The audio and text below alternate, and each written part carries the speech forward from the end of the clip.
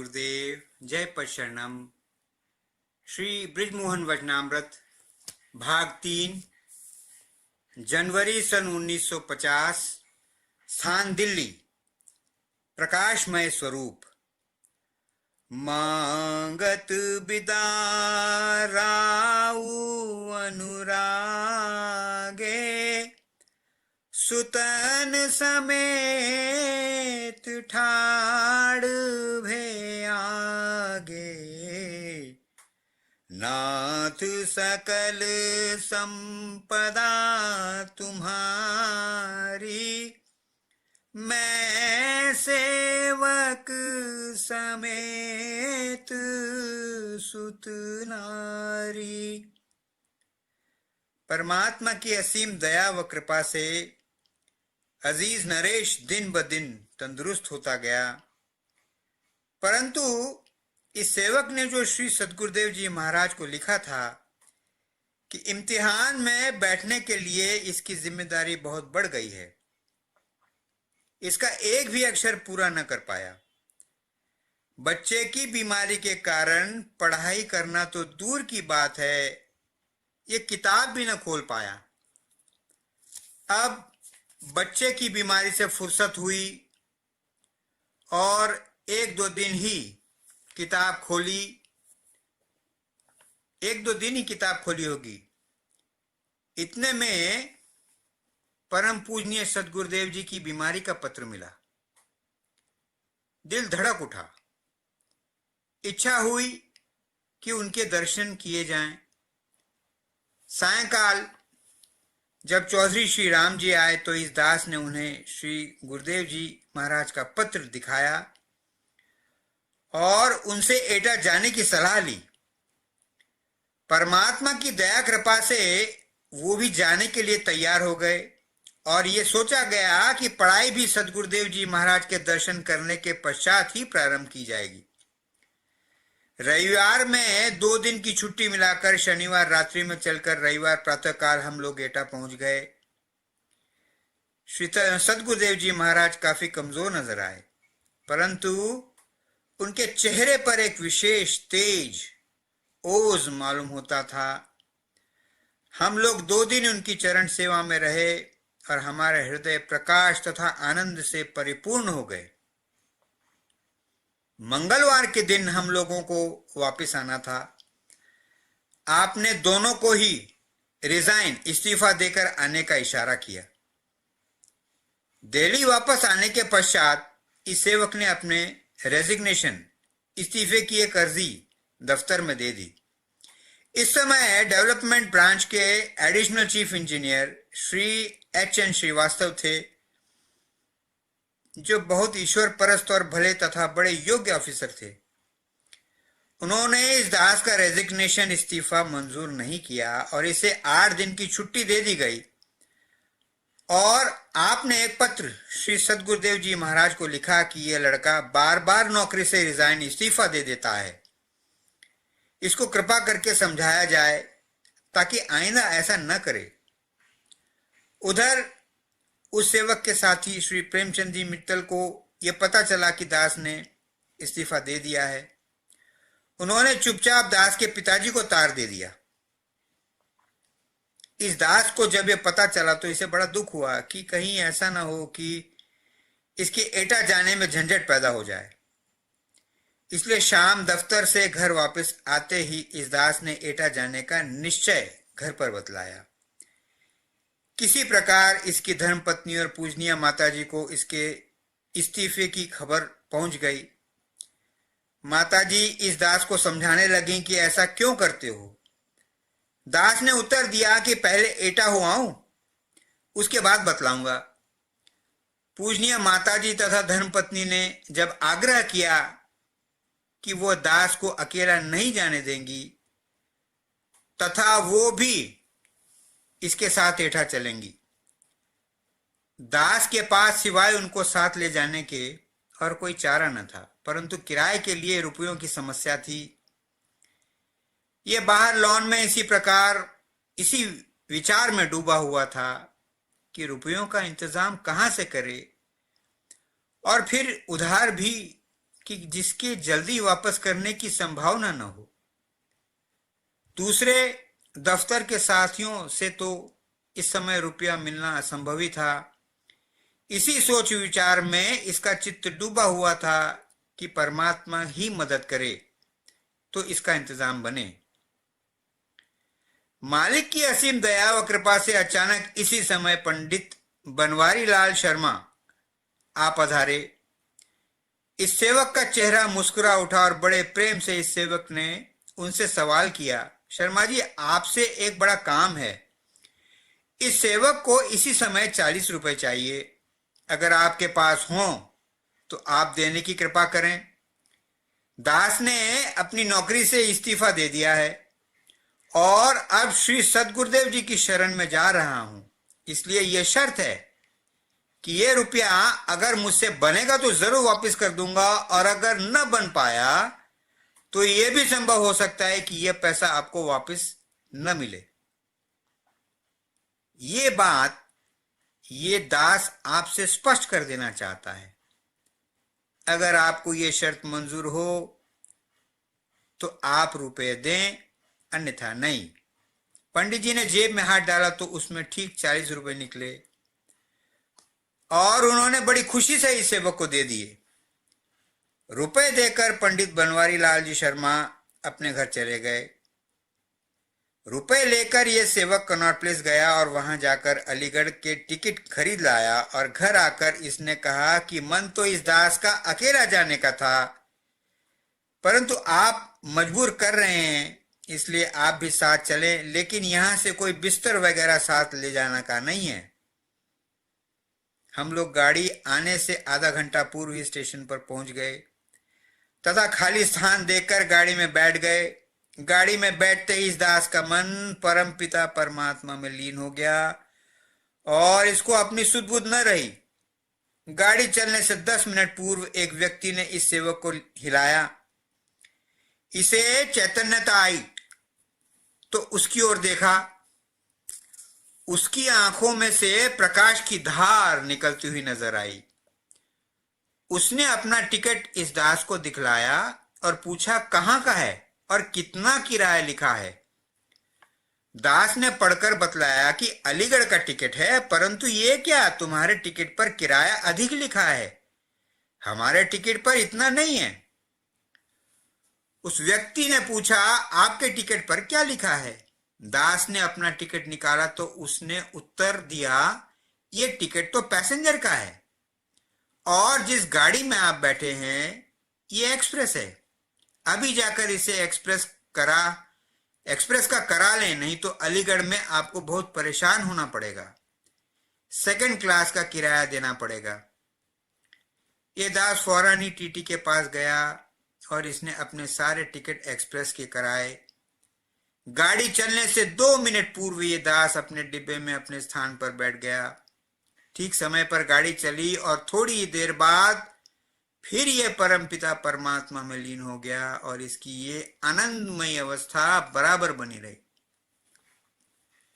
पूजनीय माता जी, धर्मपत्नी तथा बच्चे भी रात्रि के कारण सब सोए हुए थे। गाड़ी ठीक समय पर अलीगढ़ पहुंची और प्लेटफॉर्म पर जाकर खड़ी हो गई। सब लोग सोए हुए थे और यह सेवक ध्यान में डूबा हुआ था। लगभग 5 मिनट के पश्चात एक दूसरे व्यक्ति ने इस सेवक को झंझोड़ा। इसे चेतना आई और इसने देखा कि इस मनुष्य की आंखों में से तेज रोशनी निकल रही है।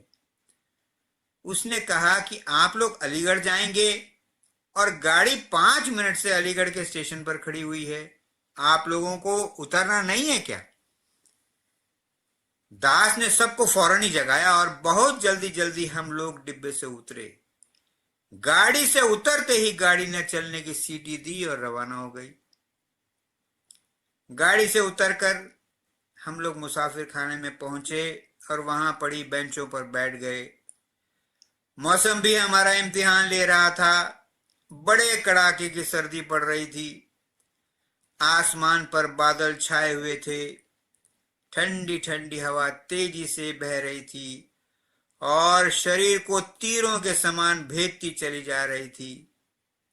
मुसाफिर खाने में मनुष्य का नामो निशान भी नजर नहीं आता था।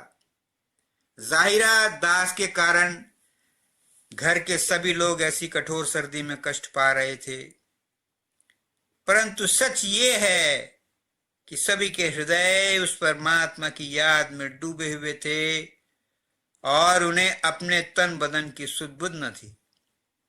सर्दी का उन्हें जब चैतन्यता आती तभी एहसास हो पाता। बस के छूटने का टाइम प्रातःकाल 6 बजे का बतलाया गया था, इसलिए लगभग 5:15 बजे इसने एक इक्के वाले से बस स्टैंड जाने के लिए तय किया और हम लोग बस स्टैंड पहुंच गए। जो ही इक्के से हम लोग नीचे उतरे, इस दास ने अपनी जेबें देखी, परंतु खेरीज न थी। इक्के वाले को 6 आने पैसे देने थे, परंतु दास के पास 10 रुपए का नोट था। इक्के वाले ने नोट देखकर कहा कि मेरे पास इतनी चेंज नहीं है। दास ने कहा तो क्या किया जाए? उसने उत्तर दिया कि सामने ही चुंगी चौकी है, उस पर हमेशा कोई ना कोई रहता है, वहां आपको खेरीज मिल जाएगी। ये दास चुंगी चौकी पर पहुंचा तो देखा कि लालटेन टिमटिमा रही है और सब लोग रजाई ताने सो रहे हैं। दास ने पूछा कि अरे भाई, कोई जागता हो तो बोलो, एक 10 के नोट की चेंज चाहिए, इक्के वाले को पैसे देना है। एक साहब ने लिहाफ से मुंह निकाला और कहा कि लाइए देता हूं, और बैठे होकर उसने संदूकची से 9 रुपए के सिक्के और 1 रुपए का एक नोट इस दास को दिया। दास ने रुपए बिना परखे ही गिनकर जेब में डाल लिए और चल दिया। इसी सज्जन के समीप दूसरी चारपाई पर एक कोई और सज्जन सोया हुआ था। उसने भी अपना मुंह लिहाफ से निकाला और उसकी आंखों में से एक विशेष प्रकाश इस दास को निकलता हुआ दिखाई दिया। ये रुका। उसने इस दास से कहा कि अरे मियां, जरा अपने रुपए तो परख लो, फिर शिकायत न करना। पहले वाले मनुष्य ने उसे काफी बोलने से रोकने की कोशिश की, परंतु मालिक को जो उससे कहलाना था वो कह ही गया। दास ने लालटेन के सामने उन रुपयों को परखा और ताज्जुब हुआ कि 9 के 9 सिक्के एकदम खराब थे। चेंज देने वाले मनुष्य ने माफी मांगी और कहा कि गलती से खराब रुपयों वाली संदूकची में से नींद के कारण दे गया, और बदले में 1-1 के नोट इस दास को दिए। दास रुपये लेकर मोटर स्टैंड पर आया और इसने रुपये का नोट निकालकर इक्के वाले को दिया और 10 आने उससे वापस मांगे। इक्के वाले ने 2 ग्वालियर के अधन्ने और 2 इकन्नी इस दास को दिए। दास ने बिना देखे भाले पैसे जेब में डाल लिए और बस स्टॉप पर जहां बेंच पड़ी थी उसकी ओर रवाना हुआ। जैसे ही इक्के वाले ने घोड़े को चाबुक मारा, घोड़ा पिछले दोनों पैरों पर खड़ा हो गया और अपनी जगह से न हिला। इक्के वाले के साथ क्या हुआ भगवान बेहतर जाने, परंतु इक्के वाला चिल्ला उठा, हाय अल्लाह, और उसने फौरन इस दास को आवाज दी कि अरे साहब, जरा इधर आइए, अपनी खेरी जरा रोशनी में चेक कर लीजिए।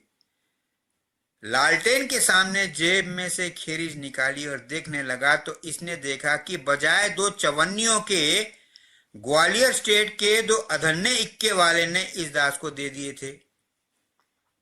इसने इन सिक्कों को उसे लौटा दिया। इक्के वाले ने फौरन ही एक अठन्नी निकालकर इस दास को दी और कहने लगा, या अल्लाह, यही बात थी। इसके पश्चात यह सेवक बेंच पर आकर बैठ गया। घनघोर घटा गिरी हुई थी, ठंडी ठंडी हवा बह रही थी। सब बच्चे सिकुड़े हुए बेंच पर बैठे हुए थे। ये दास आत्मिक मौज में गहरा डूबा हुआ था। अधिकतर इसे अपना होश तक न रहता था। वर्षा होनी आरंभ हुई, हल्की हल्की बूंदें पड़ने लगी और इसे उन बूंदों के साथ साथ अनुपम फैज की वर्षा होती मालूम होती थी। इस सेवक के सामने सिवाय एक मालिक के कुछ और न था। पृथ्वी, आकाश, वायु, वर्षा, अग्नि, सब में एक ईश्वर सत्ता बहती नजर आ रही थी। सारा संसार उस मालिक से ओतप्रोत नजर आ रहा था। मालूम हुआ कि एटा को बस 6 बजे जाती है। 6 बजने से 10 मिनट पहले टिकट घर की खिड़की खुली। दास ने टिकट लिए। एक दो सज्जन और एटा जाने वाले थे, उन्होंने भी टिकट लिए। बस में केवल इस दास का परिवार, पूजनीय माताजी सहित और 2-3 अन्य व्यक्ति थे। ठीक समय पर बस चली। सड़क पर हल्की हल्की बूंदों के कारण फिसलन सी हो रही थी। सुबह का समय था, सर्दी के कारण यात्री नजर नहीं आते थे। सड़क भी करीब करीब साफ थी। बस ड्राइवर ने गाड़ी की स्पीड धीरे धीरे बढ़ा दी। लगभग 45 या 50 मील की स्पीड से बस जा रही थी। तेज हवा में बस तीर की तरह निकली जा रही थी और बड़ी तेजी से सफर तय हो रहा था। इतने में ही एक मोड़ पर आकर बस फिसल गई और एक तरफ को बाएं पहियों पर पृथ्वी के लगभग करीब करीब समानांतर हो गई। सीधी तरफ के पहिए पृथ्वी से ऊपर उड़ गए। एक ही सेकंड में सबको कार नजर आने लगा। केवल बच्चों को छोड़कर सब एक साथ लोग घबरा उठे। दास मुस्कुराया और मालिक की याद और गहरी हो आई। इस दास का हृदय क्या उठा, क्या तेरी शान है। इतने में ही बस अपने आप परमात्मा की असीम दया व कृपा से जमीन पर सीधी खड़ी हो गई। ड्राइवर ने ब्रेक लगाया और बस को रोक दिया। खड़े होकर ड्राइवर ने कान पकड़े और भगवान की याद में झुककर उठक बैठक की। इसी प्रकार गाड़ी के यात्रियों ने अल्लाह और भगवान के नाम पर कान पकड़े और उस मालिक का बहुत बहुत शुक्रिया अदा किया। यात्री कह उठे कि इस गाड़ी में कोई अल्लाह का प्यारा बैठा है, जिसके कारण सबकी जान बच गई। इसके पश्चात बस ड्राइवर ने अपनी स्पीड बहुत कम कर दी और लगभग 25 या 30 मील की स्पीड से सारे रास्ते गाड़ी ले गया। हम लोग लगभग 10:30 बजे घर पहुंचे तो मालूम हुआ कि श्री सद्गुरुदेव जी अपने दफ्तर जा चुके थे। हम सबको आया देखकर गुरु माता जी कुछ चौंकी, क्योंकि ये दास एक दिन पहले ही तो एटा से वापस गया था। इस दास की पूजनीय माता जी ने सारा किस्सा उन्हें बताया। उन्होंने ओवरसियर साहब को, जो कि गुरु महाराज के साथ रहते थे, दफ्तर भेजा। इतने बीच में हम सब ने खाना आदि खाया।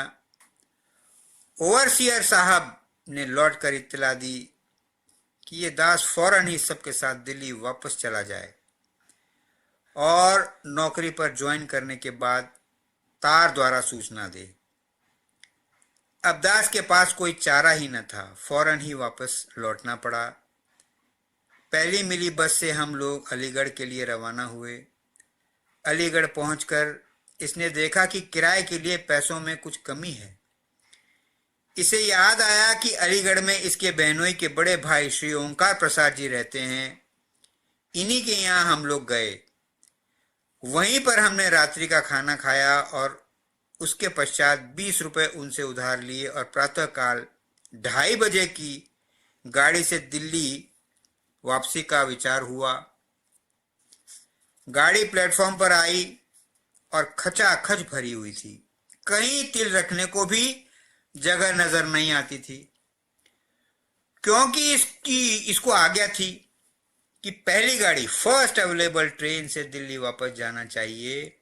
इसलिए ये आशा थी कि इस गाड़ी में जगह मिलनी चाहिए। कुली ने गाड़ी का हाल देखकर कहा कि आप इस गाड़ी से ना जा सकेंगे। इस दास ने उत्तर दिया कि हम इसी गाड़ी से जाएंगे। कुली ने कहा कि एक तरकीब हो सकती है कि आप बच्चों और औरतों को जनाने डिब्बे में बिठाकर आप कहीं और चढ़ जाएं। दास ने कहा ठीक है, ऐसा ही करो। जनाने डिब्बे में पहुंचा तो वहां भी अच्छी भीड़ थी। जब बच्चे, पूजनीय माताजी वगैरह औरतें औरतों वाले डिब्बे में बैठने लगे तो बैठी हुई औरतों ने शोर मचाना शुरू किया कि इसमें जगह नहीं है, कहाँ घुसे चले आ रहे हो। उसी समय एक मुसलमान औरत ने खिसक कर जगह बनाई और बच्चों को अपने पास बिठा लिया और पूजनीय माताजी तथा धर्मपत्नी को अपने बिस्तर बंद पर बैठने के लिए कह दिया। अब सवाल इस दास के बैठने का था। किसी डिब्बे की खिड़की नहीं खुली थी, सबने दरवाजे और खिड़कियां बंद की हुई थी। जहां कहीं भी यह बैठने की कोशिश करता दरवाजे बंद पाते थे। बड़ी मुश्किल में था कि क्या करे। उधर गाड़ी छूटने का टाइम हो चला था, परंतु अभी तक इसे बैठने का कोई स्थान नहीं मिला। इसी बीच में एक खिड़की खुली और दो आदमी कूदकर बाहर उतरे, शायद चाय लेने के लिए बाहर कूदे। इस दास ने इसी खिड़की से कूदकर अंदर घुसने की कोशिश की और देखा कि डिब्बा हरियाणे के जाटों से भरा हुआ था।